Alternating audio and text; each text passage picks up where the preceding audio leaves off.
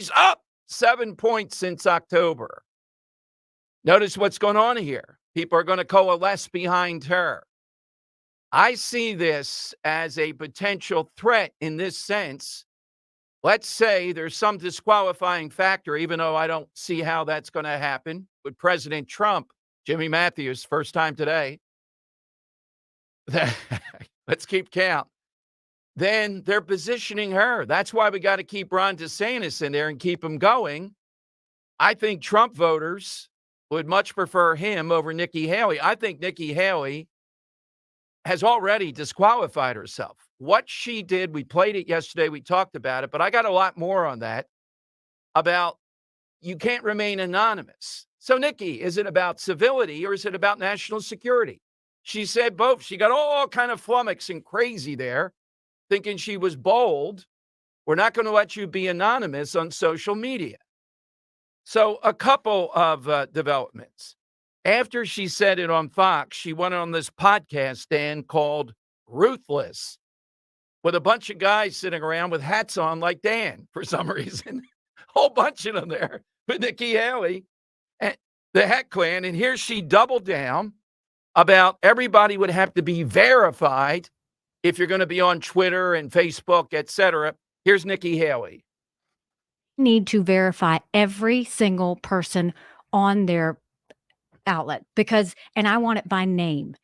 Because what about Smug? Does he qualify? I've provided them with my government. If Smug is on your driver's license, then, and look, you can put Smug in parentheses, but I want everybody's name. She just continues on with this. She's revealing herself. Then she gets a friendly audience. Look, I'm not a fan of this guy on the Squawk Box.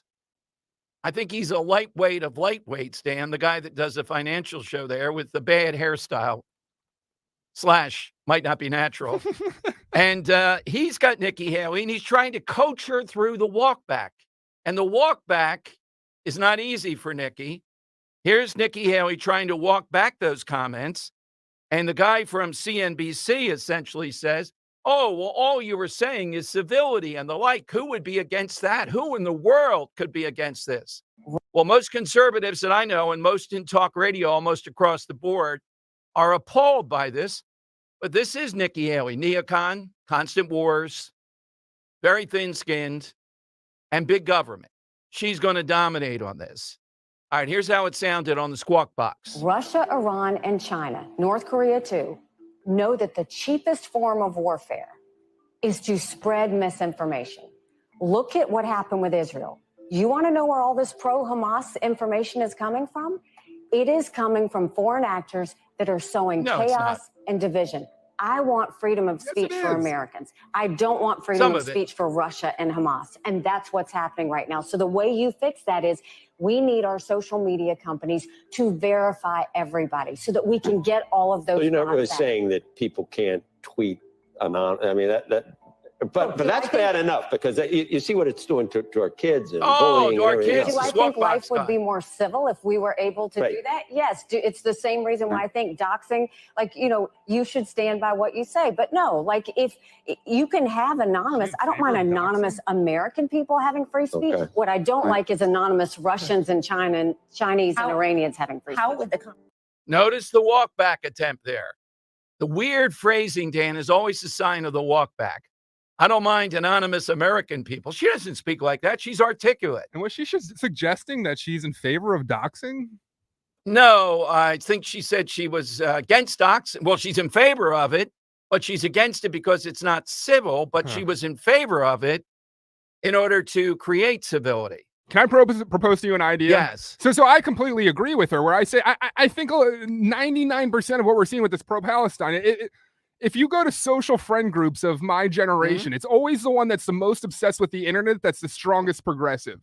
And it's because they're indoctrinated by TikTok, Instagram, all these videos that are fed to them using the algorithm. And there's a part of me, let me propose this to you. Social media has required you to give your identity, but the public-facing account was still anonymous, but the social media had your private information. Would you be in favor of that or no? No, I'm still against it. It's still chilling. What I'm in favor of and could already be done if you want to go after these bots, do they have the ability to do that? I think they do. That ought to be the thing to knock off. I think they have the capability of doing that. This isn't about, Dan, I know you and I are talking the issue. This is in every political campaign, we see this. If you're out there long enough and they get tired enough, there's a tell that happens. Dan Quayle with the stupid spelling. He's a dope, you know? There's a tell. Robert Dole fell off a stage. You know, he had all kinds of problems. There's a tell that happens. George W. Bush, Sr., Herbert Walker Bush, Sr., said, wow, this is a scanner. Look at this in a supermarket. It was out for 8 or 10 years. Didn't know the price of anything. Romney kept on talking about Wawas and how they had scanners. There's a moment, unless you're incredibly clever. Hillary Clinton goes nuts and says the basket of deplorables. I think that helped in a close election to really cost. The weirdest thing about me is that I don't sweat. You know, and she had gotten away with everything else, but she couldn't control herself. Who says a basket of deplorables and then goes into great detail? So this tells us what Nikki Haley is all about. I think it's a disqualifier. And Fox is trying to start a horse race here, figuring there might be some way that Trump doesn't make it. Let's get behind Nikki Haley. They have people on. She's come up 7 points since October, this, that, and the other. That's why I'm rooting for Ron DeSantis as a second banana. I think Ron DeSantis, even though not Mr. Charisma, even though awkward, in many of his positions, would do what I think should be the policy. Nikki Haley, no. And they're actually saying, well, look, she's increasing her lead over Biden. With Trump, it's pretty close. Nikki Haley's blowing Biden away. You're going to be hearing more. Now, I don't think it works with any Trump supporters or anything remotely near that. But there's this movement on the same day that she did this to be saying, well, why don't all Republicans coalesce behind Nikki Haley and she might be able to beat Trump? Oh, my goodness. I'm not going to say I'm going to broadcast from outside the country, Dan. Cheerio. London is beautiful this time of the year if Nikki Haley is the nominee, but this is an interesting little development. All right, so that's one thing. The other thing, and Dan has something that just swerves right into this. Mike Huckabee here at 12:30. Marjorie Taylor Greene here at 2 o'clock. But at 1:30, we have the attorney for these people over in Upper Gwinnett. Now, Upper Gwinnett is a very nice area. I know it pretty well because our, where we get our car fix is there. Andy's Diner is near there. And there's some restaurants we go to near Upper Gwinnett. So I know the roads, know it pretty well. Well, Democrats have taken over the commission in Upper Gwinnett. And this is a place where the median home value is $700,000. And I think that's not even adjusted for Biden inflation, Dan. Probably closer to 8 or 9. Wow. The rents, a lot of them, says the Inquirer, are in the $3,000 range, or at least $2,500. And they want to put in, they're hell-bent, these Democrat commissioners, low-income housing in a place that's zoned for businesses. And the rent will start at $343. What? So people around town are putting up signs saying they don't want Philadelphia values in Upper Gwinnett. Where's the exact thing? This lawn signs around town said the commissioners aim to turn Upper Gwinnett into Philly. Oh my goodness. I just had to stop this morning. Roe was still sleeping, Dan. I saw this like 6:30 and said, oh my God, I got to come in, wake you up. Turning Upper Gwinnett into Philly. Yeah, save that. I like that for this. How many times have we talked about the chickens coming home to roost? Meaning, even now, Upper Gwinnett is a buffer zone. It's a lot of buffer zones away from Philadelphia. I mean, as soon as you hear Upper, you know there's a Lower Gwinnett, right? And that's not even that close to Philadelphia. You got Flowertown, you got Ambler in there. I mean, they got several buffer zones before you get anywhere near. You got Springfield Township, the land of the let's beat up on the cops. If you go up Bethlehem Pike. So how in the world is Philadelphia coming there? By this low-income housing, $343 a month for rent versus $2,500. Is this suburban Section 8? Now, we told you it's coming, and who's doing it? These people in the suburbs. So the attorney may not know, but I'll ask people that know the town. Who is it that voted these people in? They're all Democrats that did this. Do you get it now, voting for them in the suburbs? What happens? We know that Montgomery County in general has become progressive, Little Philadelphia. But Upper Gwinnett, some opponents, here's what they do then, too. The woman who heads this up, Dan, and she might be bold enough, Denise Hull, to come on. She said, our opponents wanted us to make a moral judgment about, quote, those people from Philly, they said would be coming in to live in the apartments as if tenements from the 1800s were going to be built in Upper Gwinnett.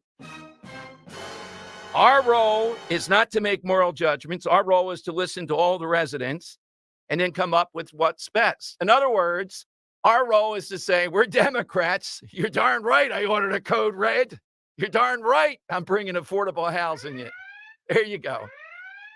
Oh, my God. Our role, and I think she says somewhere in here, there's a line about, we tried so hard to get the truth out so that people can understand it. No, it's the same thing again. They know what the truth is. They don't want it in Upper Gwinnett. Love to get you on that one. I mean, it's like the chickens coming home to roost. The very people that don't like Trump's mean tweets and some of the stuff we hear about suburban tolerance for things. Now, Dan, you have something here, too. You saw this, and we'll tease it out through the show. This is just too good for one shot. Yeah. Collegeville, which is way out there. It's like on the other side of the moon to me. I've only been there once, I think. Right? Yeah. Nice place. I'm not saying that, but it seems like I think your sinus is there or near there. How is your sinus?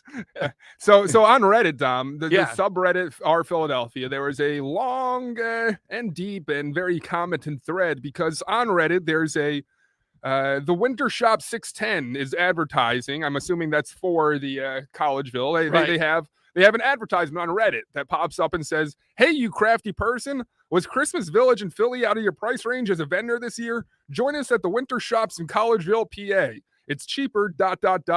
and probably safer." I wish they hadn't put the probably in. It's definitely safer. Oh, man, did Reddit commenters go crazy on that? They were mocking it, saying how they got murdered 5 times yesterday, and it all plays into the alleged untruths being told about Philadelphia and the crime situation and how it's not as bad as it is. And you Philadelphians in the comments trying to justify, it's not as bad as they say it is. I hate to say it.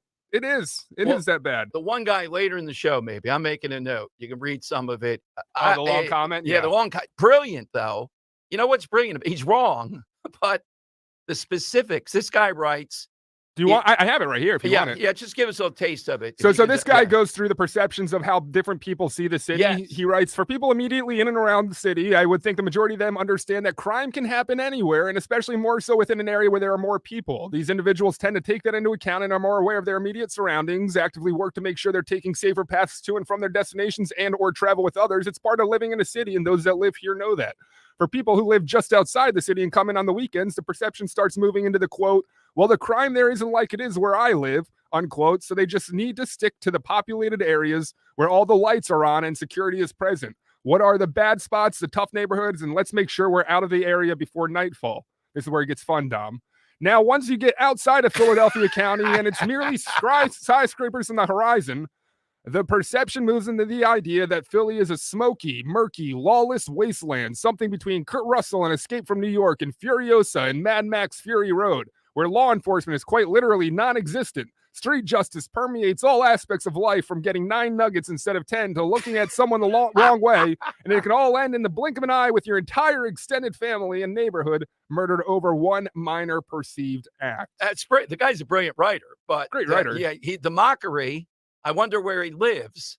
And he doesn't get, I was okay with him. You know, look, I grew up in South Philly and lived in the city all my life, right? So my perception, I think, is pretty reliable.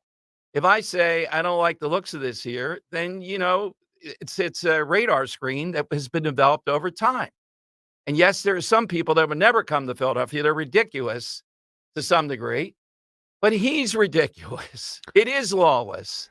Comment continues, says, I tend to see this perception most often in the Republican Reddits in PA, where every other post is asking what the friendliness level towards open concealed carry in Philadelphia is for fathers who are driving their 13-year-old daughters into the city for a doll show at the convention center on Saturday morning. They're parked by 8 a.m. in a nearby secure lot, attend the convention ever watchful of the windows, doors, and any other space a would-be hoodlum could come in and snatch your life. And then the moment the show is over, they are back in the car making a beeline for the highway to get out of Dodge. That's beautifully written. This guy must be a writer. Maybe it's Victor Figueroa. Who knows? Yes. By the way, Victor on Twitter said he's I guess proud of being attacked. I don't have the exact wording here, but he did comment on our. Oh, he likes the show, he said. That seemed to be his comment. Yeah. Oh, he says, love Dom Show 1210. He can rip me all he wants. Dan, that producer, how did he get that guy? He's beneath Dom. It's not Dom's fault. It's Greg Stocker's fault, the screener test for these producers again. But in that mockery comment, I mean, that third paragraph, the outside suburban perception of it, like he mockingly calls it Mad Max Fury Road, but we have damn ATVs, dirt bikes riding around lawlessly. We have people driving in the median to get around. Like I hate to say it, open your damn eyes. It kind of is Mad Max Fury Road out there. And that's why I had to move out of the city to raise a family, because I don't trust raising one here in the city. Uh-oh. So he's going to be that guy from the suburbs now. I guess so. Losing all street cred here on the Dom Giordano Show. I'm the last remaining, I think it's me and Dorenzo, might be the last remaining city dwellers. Uh-oh. That's problematic. Greg's got to have a little more diversity here. He's got to get some producers that demand they have to live in the city. And Dorenzo's like, but I don't want to live in the city. He's surrounded by because he's right off of Spring Garden, I think. Oh, too. Yeah. man. He's in the heart. Well, Germantown is kind of in the heart of it, too. All right. So it's 855-839-1210. We got a great side question. Let me just hold it for a moment because I want to get to these callers. Mike Huckabee here at 12:30. Marjorie Taylor Greene, a new big tell-all book. What does she say about Kevin McCarthy, Dan? And what does she say about how slow – she actually says how slow the Democrats were running on January 6th. It's in the book. I think a good comparison could be, you know, when someone doesn't want to rush across the street, but they see you coming, so they have to shuffle a little. Yeah. They act like they're running, but it's just that's what the Democrats did that day. They just shuffled out of the room like they were trying to, you know, cross the road quickly for a pleasant drive. Well, not Hawley, but we got to say it. He was running a 100-yard dash. That guy was running. Hawley, don't trust that guy. Hey, but your wife's back here. She'll catch up with me. Who's the fastest congressperson? Yeah, who looks to be pretty. Crenshaw's probably fast. Well, he's a. Yeah. He's a little older now. Yeah. I'm not sure. I'd have to take probably none of the Democrats. They don't strike me. Mark Wayne Mullen, senator. Well, if there's a fire alarm there, Bowman. If there's hate to be filled and to get to a microphone to leave. It's a great idea. And if there's silly economic theory to be put out there, AOC I would bet on to get to the microphone. All right, 855-839-1210. You get in. I'll give you the side question too coming up on Talk Radio 1210.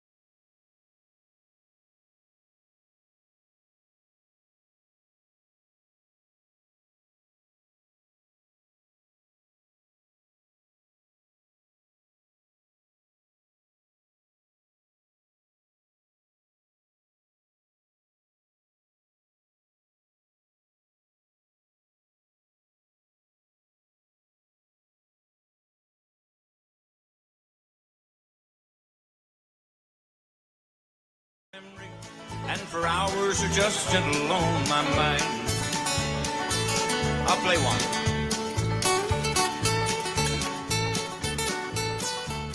Let's include Upper Gwinnett, and from Upper Gwinnett to Germantown, something like that, because it's the suburban Section 8. Democrats behind that in the suburbs. These people were insulated. We're going to continue to vote for Democrats. We want abortions. The commissioners can't give you abortions. I'm sure they're on that side. Maybe they'll put an abortion clinic out there. It's pretty shocking, though, when people have this happen to them and they're called racist because they sniff out. Well, first of all, it's unconstitutional. The attorney says he'll be here at 1:30 today on the Dom Giordano show. All right, let me go to Jim holding in the Northeast. Jim is first Before in you go today. to Jim, do you have your yellow notepad? Yes. Can you write down Upper Gwinnett as one of those we need to ask listeners how to spell this? Because I've tried spelling like 4 times and I still can't get it right. It's Dutch, I guess. Yeah, Gwynedd. Right. I always thought it was Gwynedd, but I was wrong. It's kind of like Todd Gack was just on Seinfeld yesterday. It's Dutch. Let's go to Jim. Were you watching Seinfeld? I watch it every day. What, on Netflix or? I have Hulu? Netflix. It comes on Comedy Central. Oh, okay. Gotcha. Yeah, I do stuff during the commercials. Then I put on the Netflix version about 10 o'clock. Let's go to Jim in the Northeast. Hey, Jim, welcome in. Hey, Dan and Dom. You know, we were speaking about Nikki Haley. I had to bring this point up. She wants to have ID for your social media. Has she mentioned, what about voting ID? I mean, it's more important to have people identified on social media. What about voting ID? Well, that's not important to her. I don't know about that. I mean, fair. I think she'd be for voter ID. I can't say that. Jim, her problem is she wants to go to war. She's overly sensitive, to put it mildly, for a big-time politician.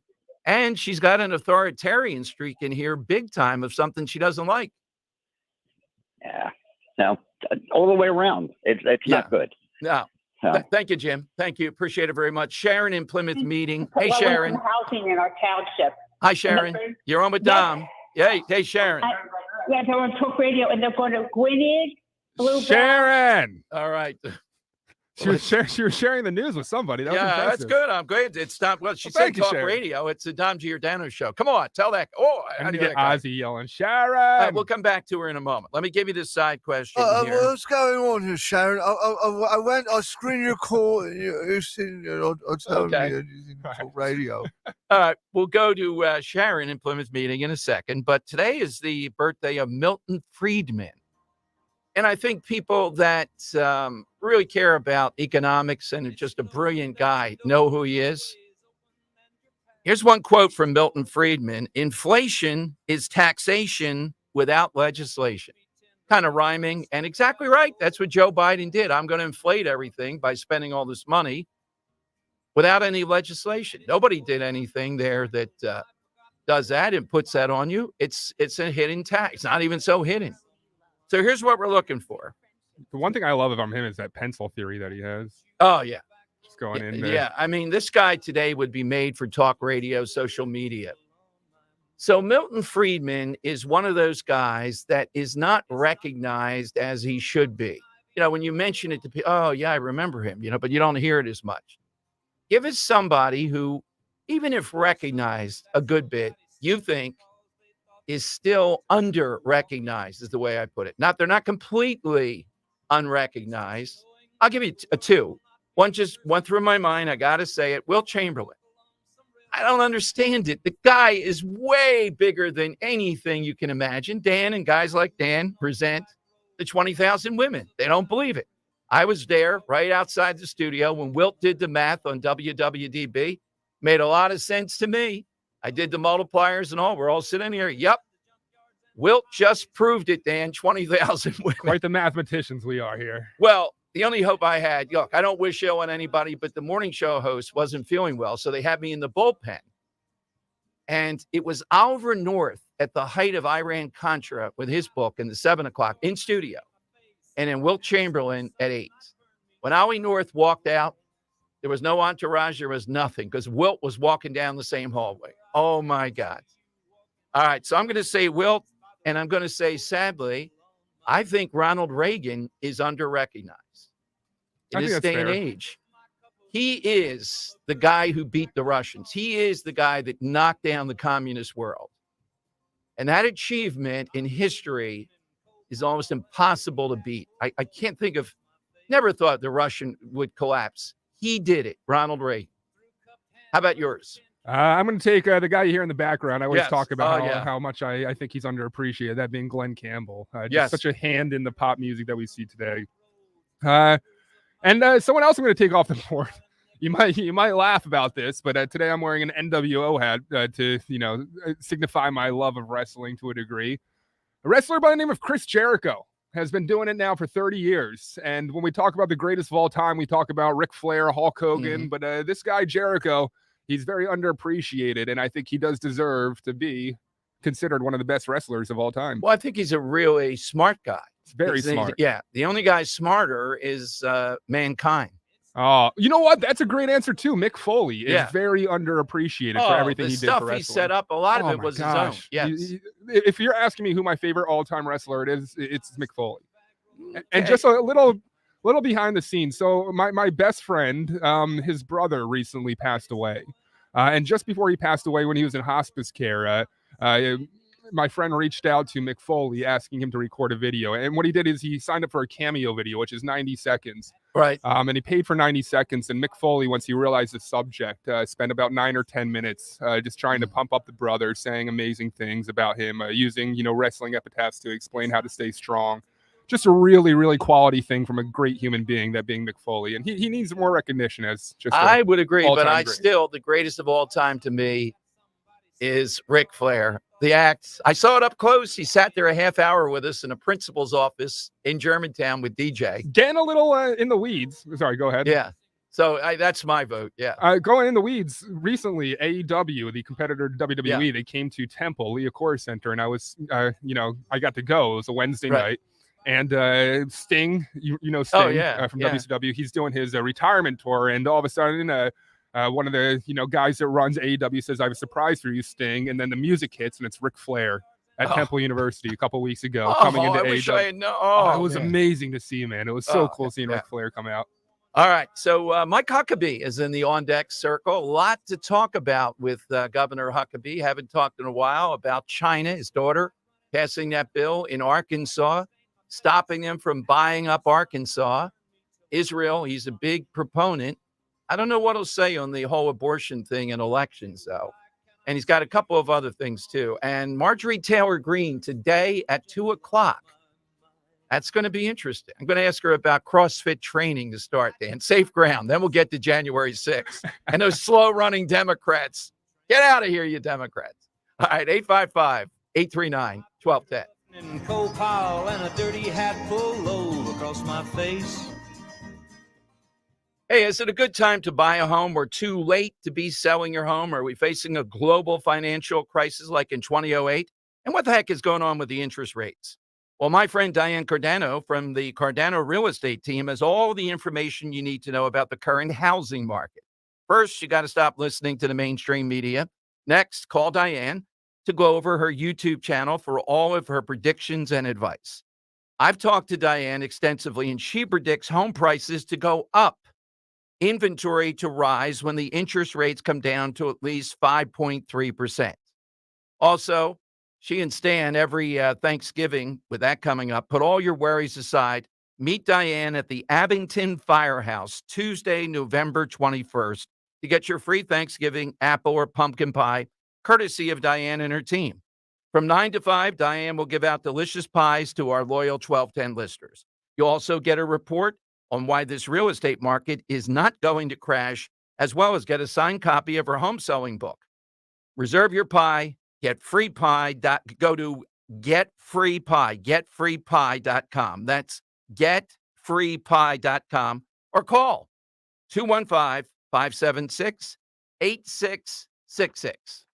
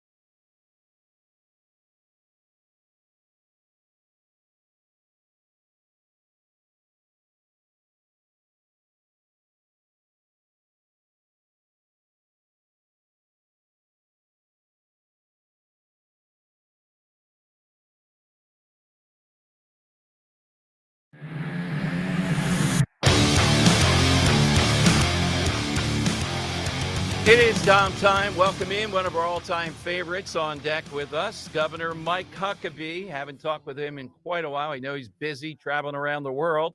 Governor, welcome in. If we don't speak before then, happy Thanksgiving. And as always, thanks for joining us in Thank you. Philadelphia. Great to be with you, Dom. Thank you very much. Well, fresh off the president's summit yesterday, if you will, in a clean San Francisco, you have a lot of insight. I see in Arkansas now, and Governor Huckabee, the Governor Huckabee of today, a great law stopping essentially selling farmland and the like to the Chinese Communist Party. Well, I was very proud of the decision that she made, and it really is consistent with the law that is existing in Arkansas about foreign ownership of property. The interesting thing is the Attorney General also filed a lawsuit, and it resulted in that Chinese company having to pay almost $300,000 to the people of Arkansas for having violated that law. And I just don't think we ought to be selling our farmland to the Communist Chinese Party. It makes no sense. And they may run it through some shell company and pretend that they're not the Communist Chinese Party, but they still are. And why would we be selling them our farmland? And in that particular case, this is an area where there's a lot of engineering of seed technology.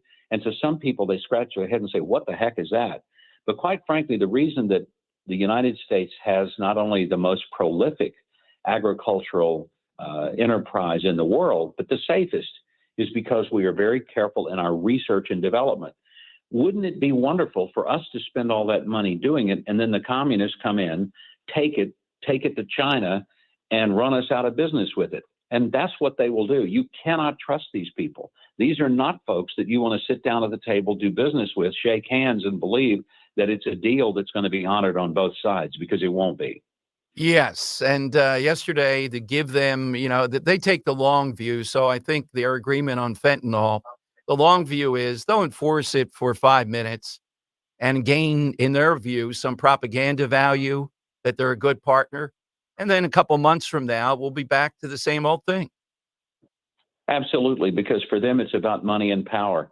I thought Mike Pompeo, the former Secretary of State, had the best understanding of dealing with China. He says, with one hand, they're shaking your hand, and with the other, the knife is in their hand and they're stabbing you in the back as they're shaking your hand. And that's just the way it is.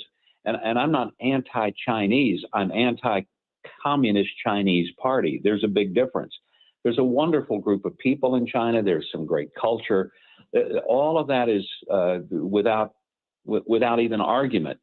But what you have in China is a government that routinely and strategically violates the basic fundamental human rights of its own people, that enslaves children, that doesn't mind using slave labor in order to produce cheap goods that they can dump on the rest of the world, not just for the sake of making money, but for the sake of putting American businesses out of business. So the only option the world has is China. That's where I think so many multinational globalist U.S. corporations have made a huge mistake. They've sold their soul to China, thinking, oh boy, we're going to make a lot more money. And you know what? They have. But at what cost? And I'll tell you what the cost is. The cost is ultimately our freedom as a nation to be able to do the three things that any country has to do to remain free: feed itself, fuel itself, and fight for itself. And the fight for itself is manufacturing the things we need to do to defend us. And if we can't feed ourselves with our own food supply, fuel ourselves with our own energy, and fight for ourselves with the things we make, we are dependent upon whoever does those things. And their determination for that is how free we are. That's why this becomes not just an issue of culture, language, or pride. This is a matter of survival. You haven't written a book in a while. I know how busy you are. We try to get you, the TV show, the traveling and all. There's another book, and you just enunciate it right there beautifully. How cogent, right on the point of what we're facing.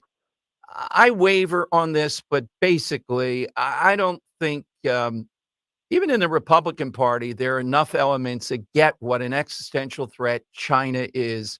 And Governor, the thing that I always go back to, the big things we see, but when Daryl Morey, who's the president of the 76ers in Philadelphia now, just wrote I think on his Twitter, free Hong Kong. The NBA lost $1 billion with them just in that. And the NBA was backing China just to that granular level. That's how far they'll go. Well, let's look at LeBron James. You know, he is more than willing to criticize the United States and call us a racist country and go out and really almost make us feel bad that we're Americans. But he doesn't mind making millions and millions of dollars letting his shoes be manufactured in China. And so that's the kind of thing that Americans need to wake up to. We're being played. We're played for chumps. And it's time that we recognize that whatever money that we think we're making by doing business with China and letting them control the terms, the ultimate effect is that we're losing our capacity to do business. And the net result is that China will overtake us as the manufacturing center, as the fueling center. And what they'd love to do is to take everything that the United States is great at and become better at it than we are. And that won't happen because it's natural. It'll happen because we surrender piece by piece of what we're doing and turning it over to them. And one day wake up and realize it's like the frog in the kettle.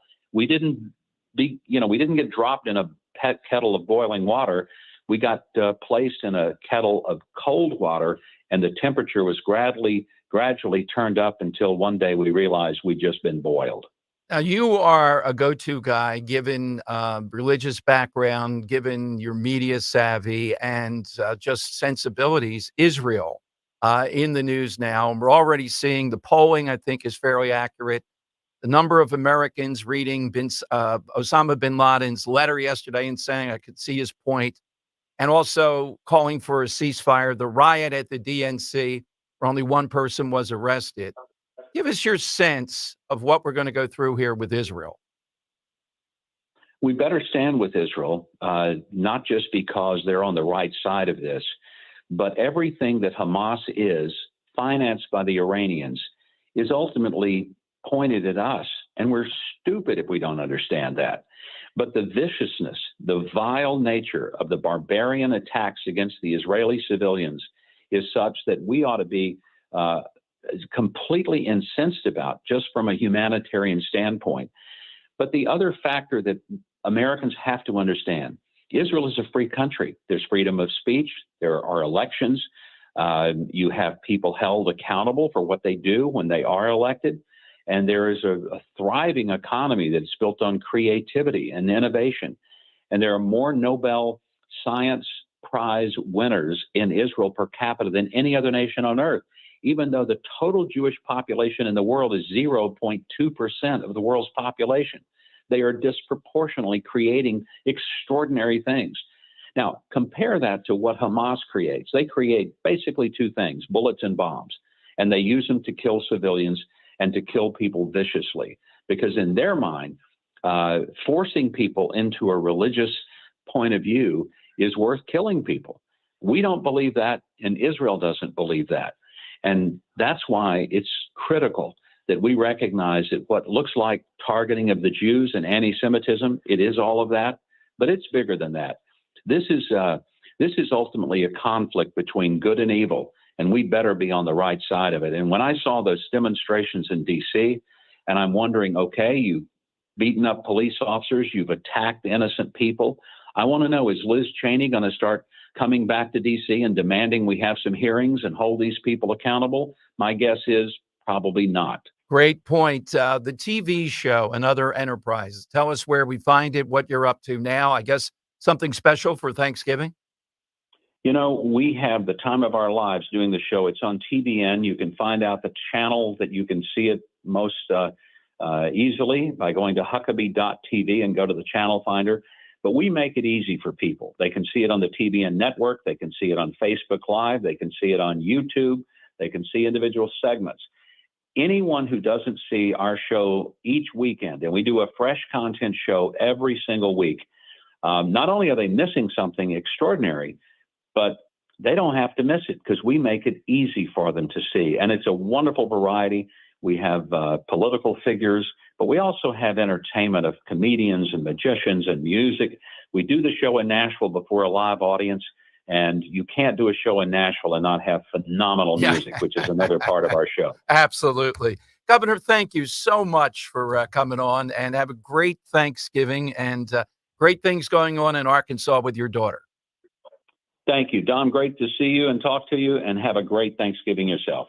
There's Governor Mike Huckabee, and busy guy, but when Dan calls him, he responds.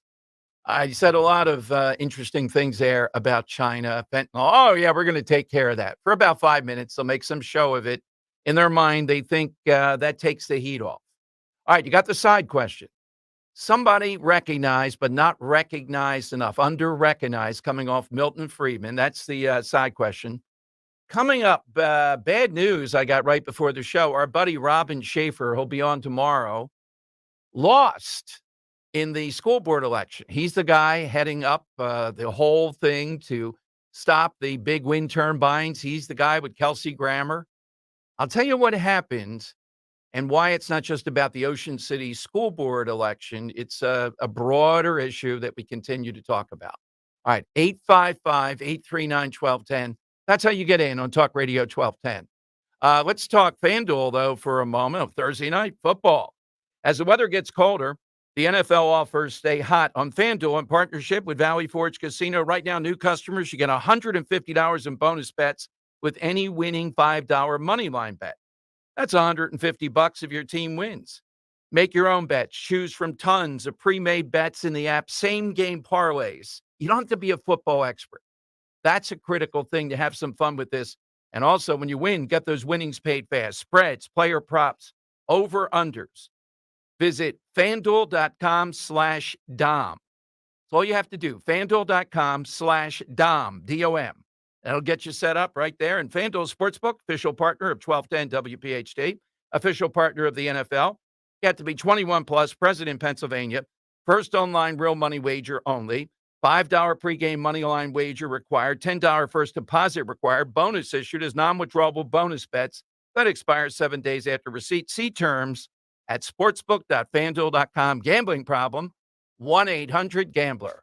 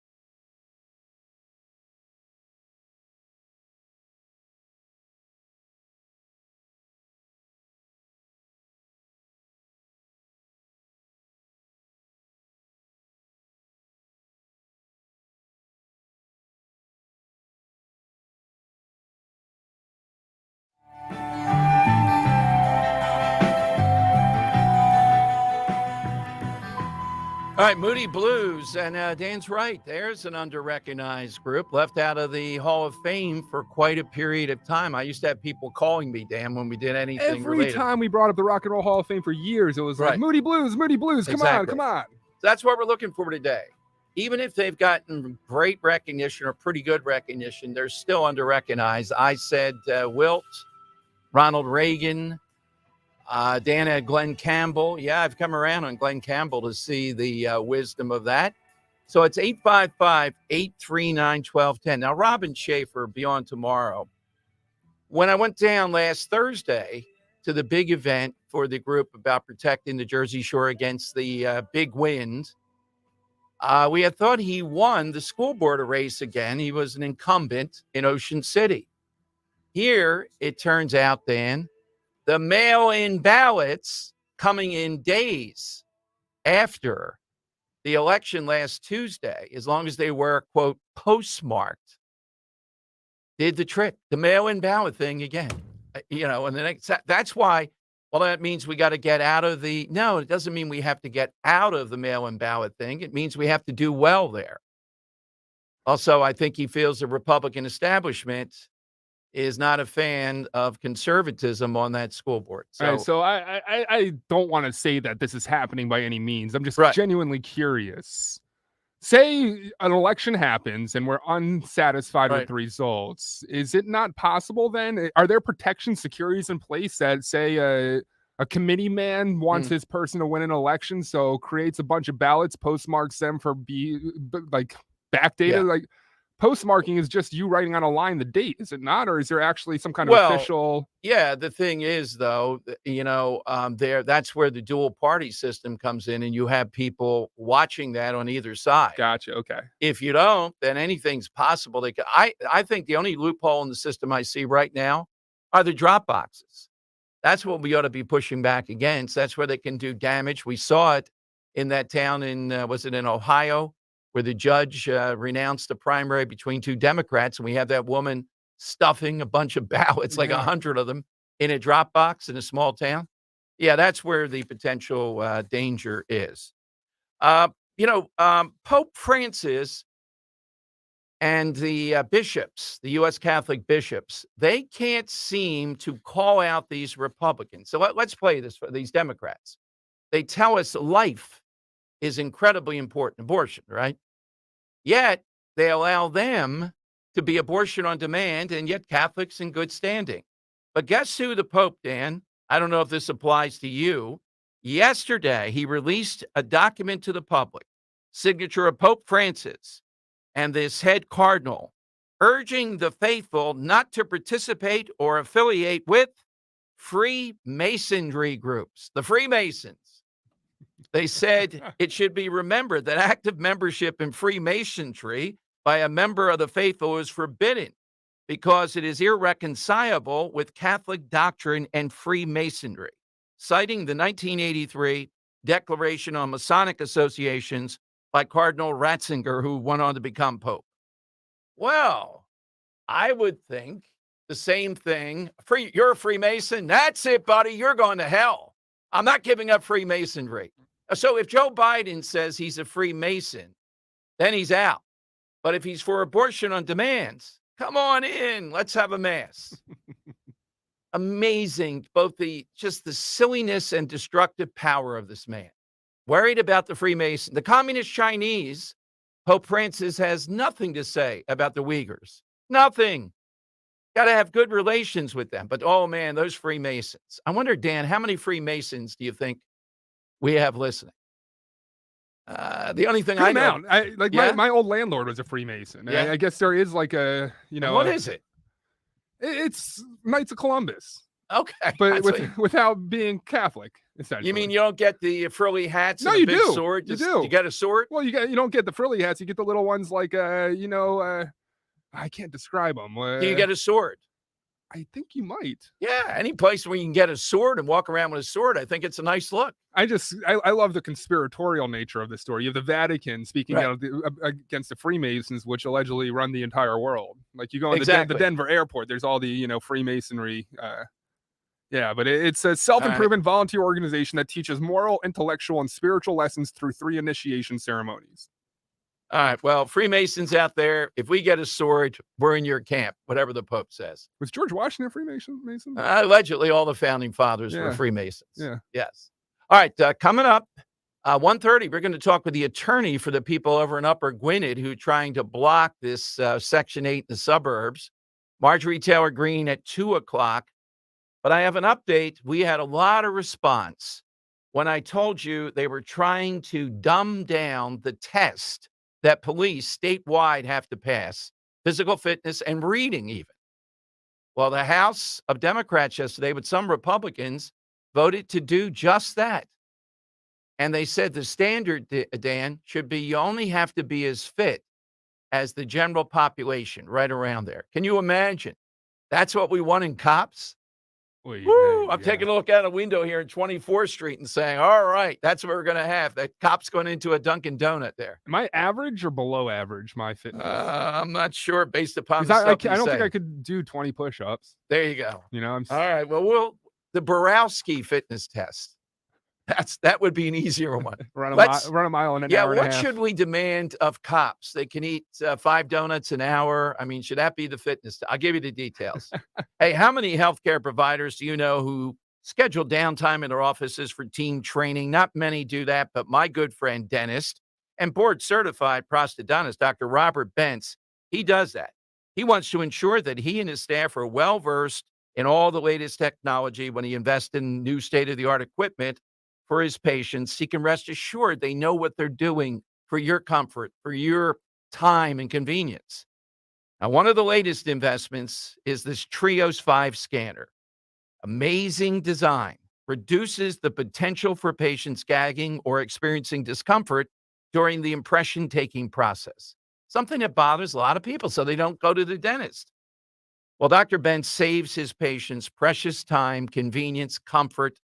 That's the master plan, that 3D printer. It's a well-oiled machine for great dental care. You can see all this at bentzdentalgroup.com, BENTZ, dentalgroup.com, or call him at 610-242-6949. That's the Bentz Dental Group, 610-272-6949.